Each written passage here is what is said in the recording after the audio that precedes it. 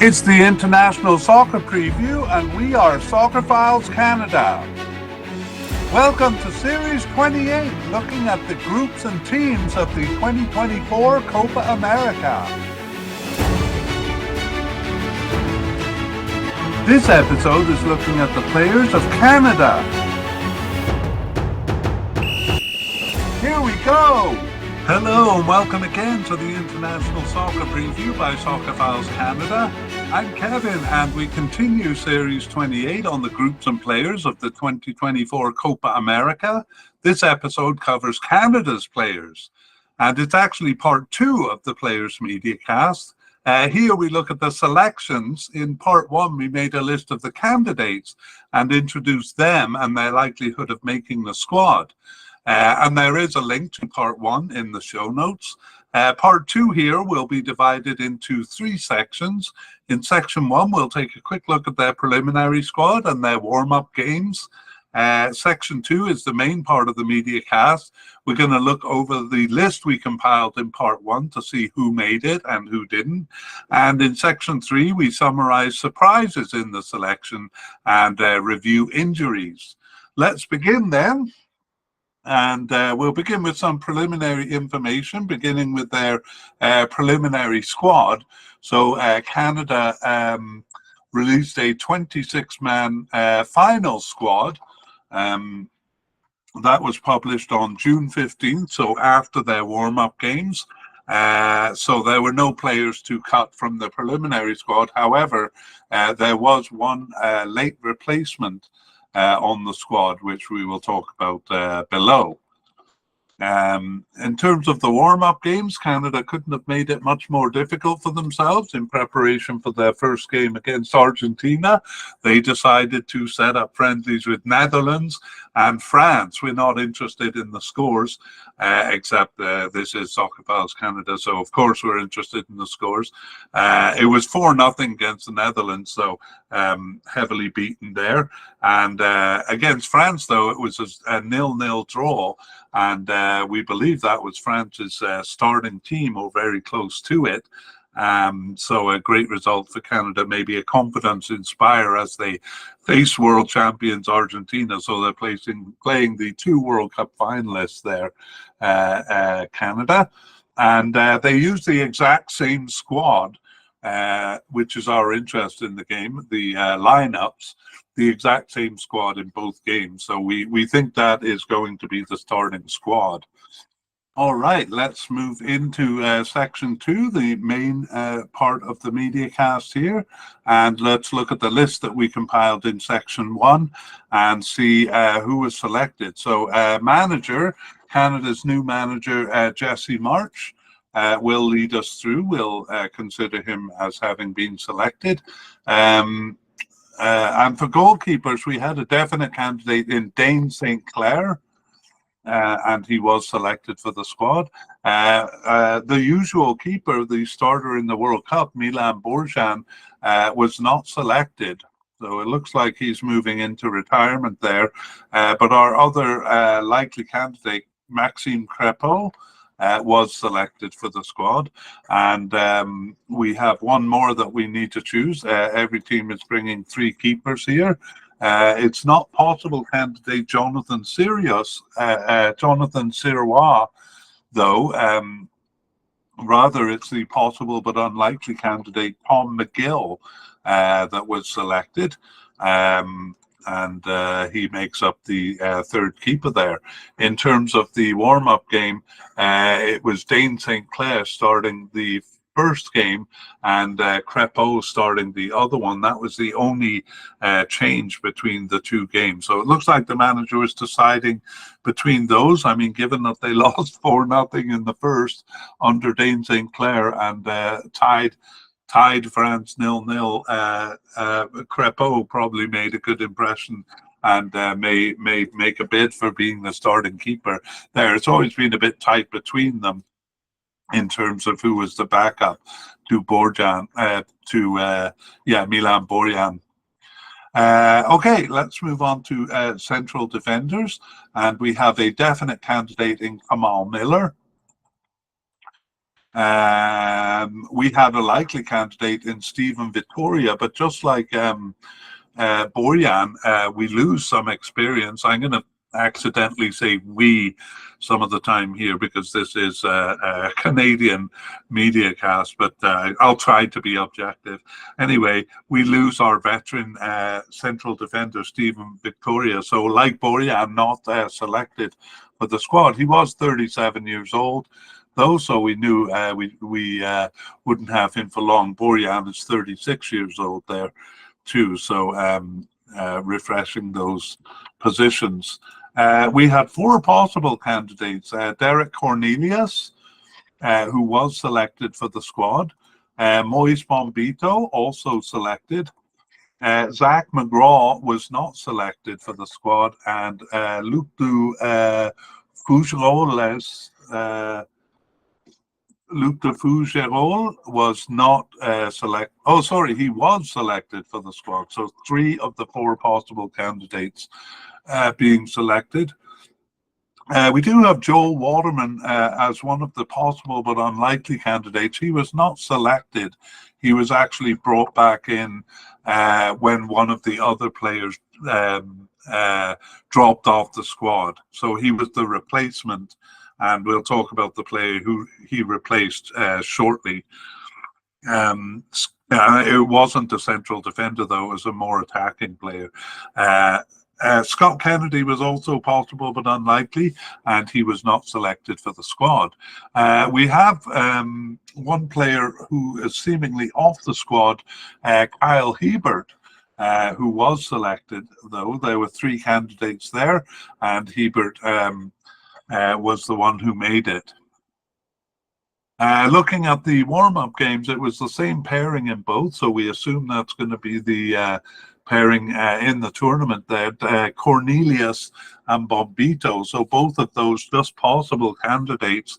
Of course, one of them has to replace Stephen Victoria, who started most of the games for Canada in recent times. But Kamal Miller not selected, and we're not sure what that means because we thought he would definitely be a starter. So we'll have to see what happens in the cup. Okay, let's go on to the left back position, and we have, and it could be actually Kamal Miller who starts here. Strange goings on in the warm-up games. We'll have to talk about it, but let's look at the candidates first. We have possible candidate Sam Adekugbe, and we didn't, I think we must have missed in part one that he was an injury concern. But he is. We had him as a possible candidate, and it looks like that injury got the better of him, because personally, I just think he would have been a selection for the squad, even though we had him only as a possible candidate. I think it's the injury that kept him out. Can't be sure about that, but that's my speculation. He was the only candidate over here, but we're going to see that there are several other candidates coming in from other positions. So really, we have nobody coded as a left back on the squad officially. However, Kamal Miller is primarily coded as a left back, even though he's been playing in central defence for quite a while now. So he could come over to the spot. In the warm-up games, it was Alphonse Davies playing in the role. He's a left back for Bayern Munich, of course, but Canada tends to use him in a more attacking role, and I'm surprised to see him in this role, especially since there's a winger playing ahead of him in the 4-4-2 formation here. So I really doubt he'll be playing as a left back for Canada. The other candidate is Richard Laria, kind of the ubiquitous Laria, who plays all over the field, and he didn't start either of these games. Just check to see if he came on. He wasn't on the bench. He was an injury concern, but yes, I'm glad to see he came on as a substitute in the second game there. and he was just on the bench for the first game. I know he's been struggling with an injury concern. Anyway, I'm talking too much just because I'm a fan of Canada, and I'm kind of can't help myself. Okay, let's move on then. So strangely, Alphonse Davies there, but as I say, it could be any one of Davies, Miller, or Laria starting in that position. Over to right back, it's much more clear. We only have really one viable candidate, Alistair Johnson, who was selected for the squad. We did have possible but unlikely Dominic Zator, but he was not selected for the squad. So just Alistair Johnson over here. Again, as a backup, it would probably be Richard Laria, but they seem to be leaving themselves a little thin in defence here. But Alistair Johnson, definite starter, and we had nominated him as a starter, and he did start both games, warm-up games, as a right back. Let's move on to the defensive midfield. And here we have a definite candidate and now captain, Stephen Eustachio, who was selected for the squad.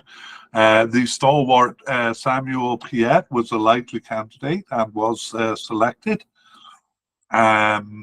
We had a possible candidate in Liam Fraser, who was not selected, and nor was possible but unlikely Harry Patton. Before we look at the warm-up games, we'll go over the central midfielders, and we have a definite candidate in Ismail Kone, who was selected for the squad, and we have here we have Ali Ahmed. So we moved him to central midfield based on his participation. He actually did play as a left back one time during the period we looked at. We don't really see him as a left back, but possibly could fill in the role there. Ali Ahmed, a possible candidate, and he was selected for the final squad.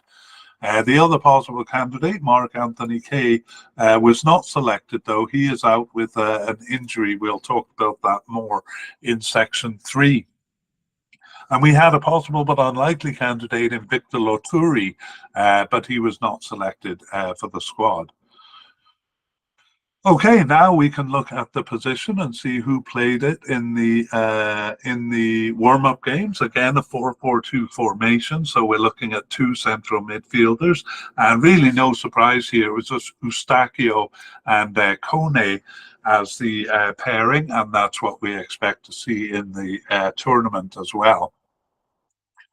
For left midfielders, Canada doesn't use the position. It's really only used in a 4-3-3 formation, but we do have players coded in this position. And we had Matthew Chornier as a possible candidate here, and he was selected for the squad. Oops. I did something terrible on the graphics there. Matthew Chornier then called up for the tournament. We had a player on the right midfield only at the possible but unlikely level, and that was David Wotherspoon, and he was not selected for the squad. There's no position to review there because these positions weren't used in the 4-4-2. So let's go to the left attacking position. And for candidates, we had Alphonso Davies here. So again, Canada using Davies as an attacking player, kind of anywhere on the field really, but rather than seeing him as a left back behind a winger, which we have in the 4-4-2, we would expect to see him as a winger, an attacking midfield, or even as a forward. But Alphonso Davies, nevertheless, a definite candidate who was selected. We had a likely candidate in Liam Miller. He too was selected.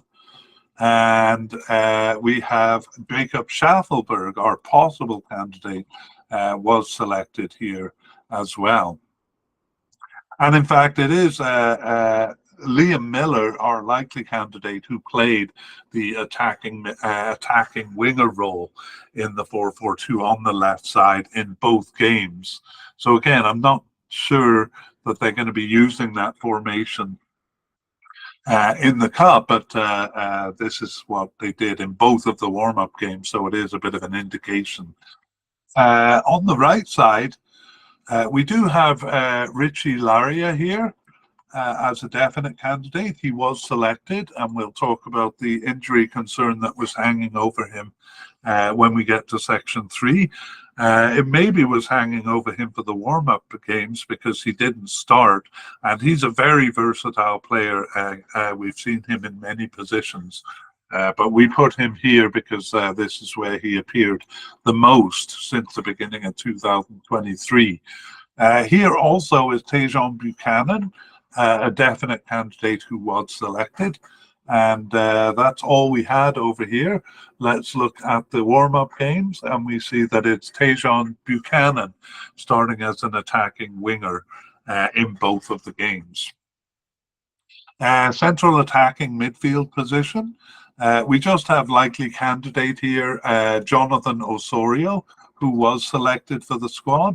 But the position wasn't used in the 4-4-2 and not used that much. Only twice since the beginning of 2023 was the position used.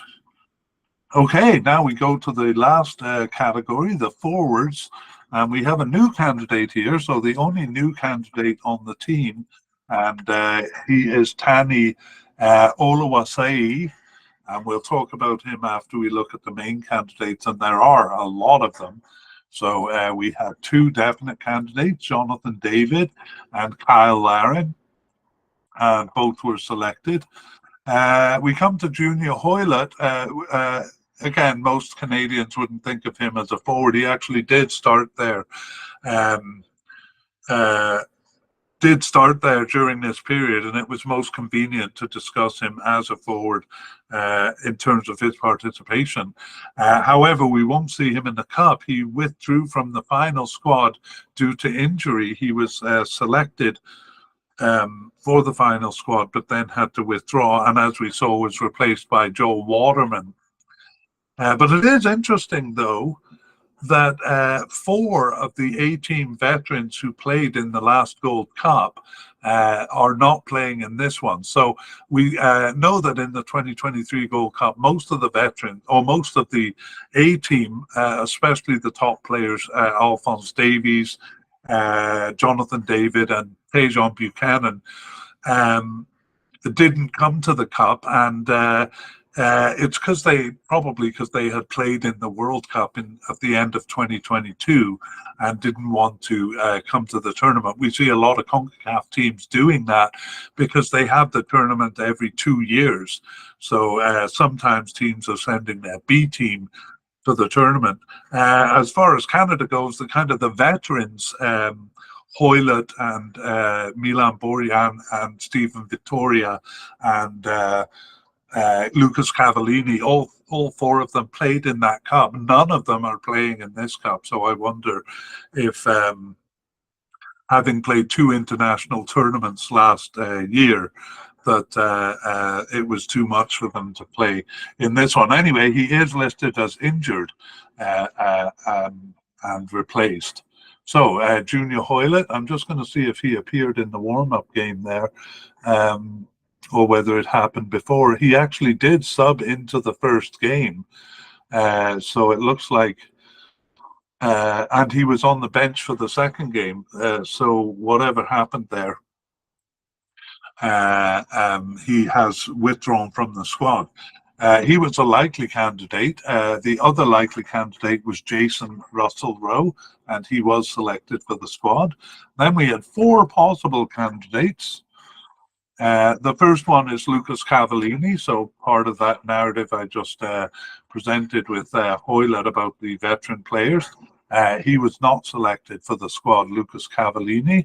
In fact, none of our possible candidates were at all. So Ike Ugbo, Charles Andreas Brim, and I'm sorry, one of them was. The last one was, that's the least known of them, Theo Bair, making it to the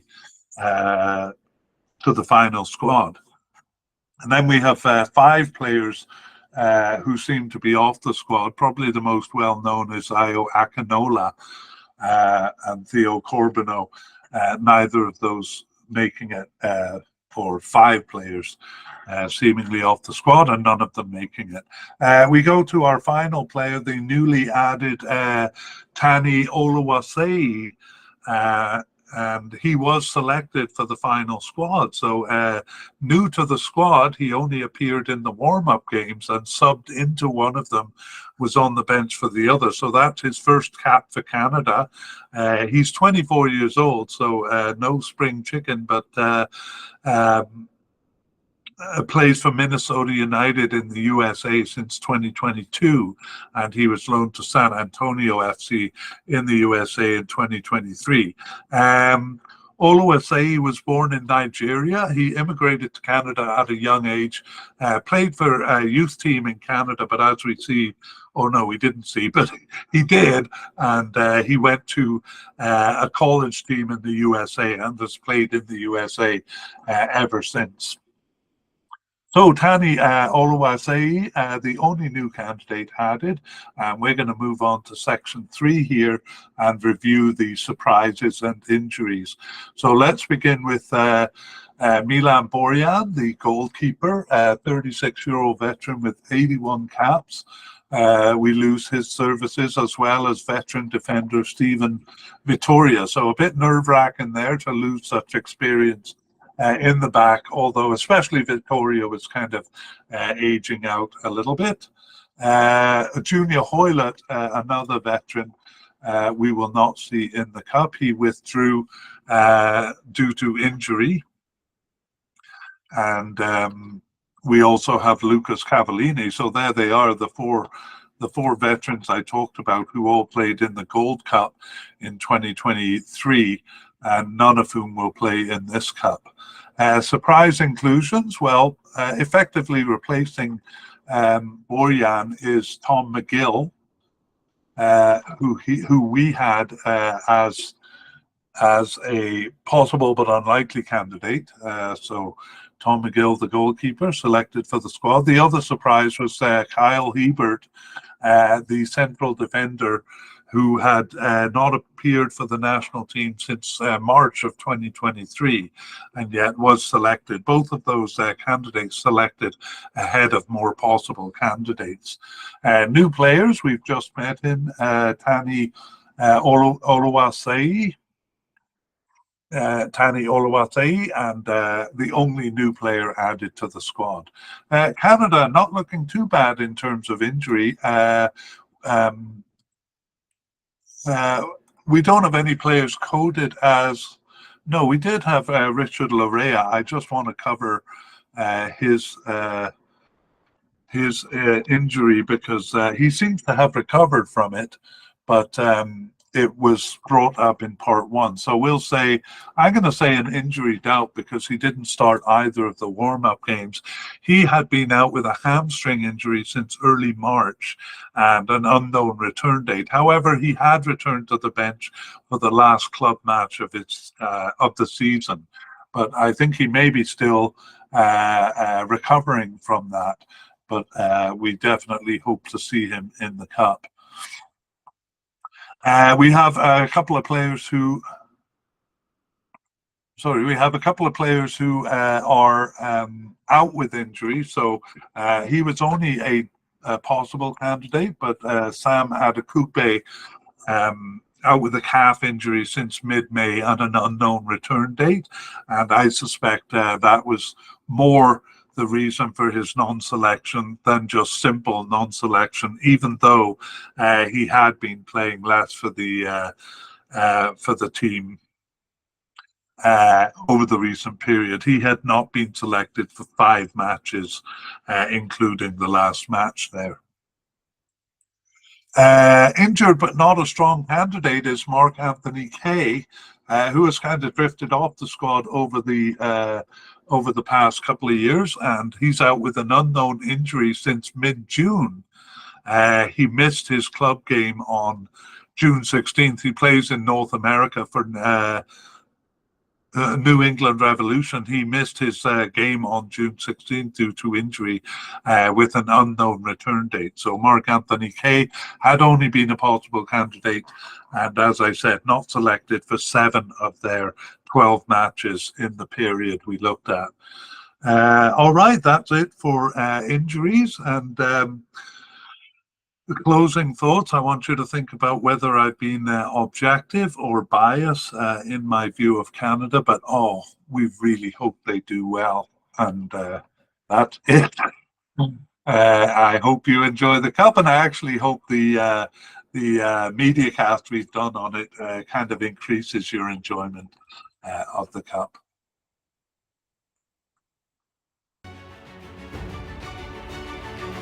I'm not going to sign off until I actually get the graphics where I want them to. There we go. We would like to thank Paul Udin and Pixabay for the wonderful background music accompanying this media cast. The piece is called Victory Epic Music.